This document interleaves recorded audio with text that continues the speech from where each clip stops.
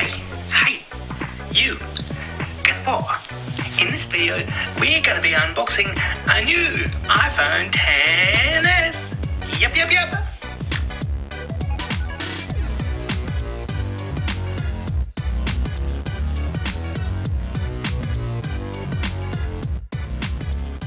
So here we have the new iPhone XS. This particular one is the silver in the 64 gig, still all in the plastic, has not been opened yet. So let's do a quick unboxing, see what you get in here. Now let's slip that off. One thing Apple does well is packaging. I mean, look at that. Oh, I love the little... Wait, perfect. Anyway, now this comes off like that. Voila! Take that off.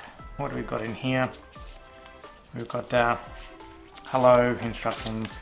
We've got the little SIM tool there, some Apple stickers, and we've got the phone. The most important part. Nearly came dropping out. Definitely done that before. Here's the phone. Look at that. Let's put that aside for a second. You have your little power brick here. Comes in the box sort of like that. You have your Apple earphones here. The cabled ones that go to the lightning port. Then in the bottom of the box here, you have your little USB cable to lightning cable. Now in the new iPhone X, you don't get the adapter that goes from lightning to your auxiliary, so you can't plug in the headphones. You just use these that go straight into the lightning, or you go buy some AirPods or some wireless headphones of sorts, like some Bose QC35, something like that. Now let's jump onto the phone. I had to get it in white. Well, it's silver, isn't it? It's silver. But it's kind of white. It just looks cleaner in my opinion. And then you've got the stainless steel sides there. Dual 12 megapixel camera on the back. But let's not dwell too much on that. For now, unboxing. We'll get to the review later. Now for one of the most satisfying things you can do when you get your Apple phone is pull this off like that. Now the front. Now for the fingerprints. Now with this new iPhone X, one of the most obvious things you can see on it is at the bottom there. I don't know if you can see that. The bottom there on the phone, you have uneven speaker grills now, which is really kind of weird, but this does do stereo recording of sound now and actually provides stereo sound, whereas before it was just mono. So that's a big plus to this phone in my opinion, especially coming from a Sony Xperia XZ Premium, which is my previous daily driver, and I'll be going to the XS. I like good speakers on phones, I like good screens on phones. This has it. I watch a lot of YouTube and Netflix and all that.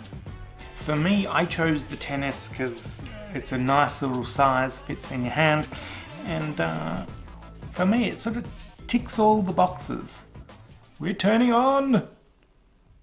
My first impressions of the phone is that it feels really solid in your hand, it looks really good, and the screen and the sound are also very good. Face ID has also been very good actually, much faster than the last model. So I'll say boom when it unlocks here, right? Boom, unlocked. I would much rather the Face ID on this than putting in a passcode or a fingerprint sensor on anything else. There's simply no need to put your finger anywhere, no need to tap any buttons, just literally lift your phone and it's unlocked. And it barely ever doesn't unlock for me. it's actually been quite reliable. And with the addition of Face ID also comes animojis. So let's talk about that. Now some people might call animojis a bit of a gimmick, but come on, who doesn't want to see themselves as a cartoon fox or a lion? I find myself using them quite a bit.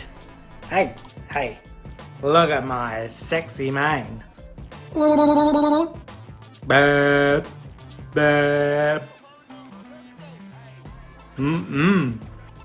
Wouldn't you like to have cubs with me? Yeah, you would.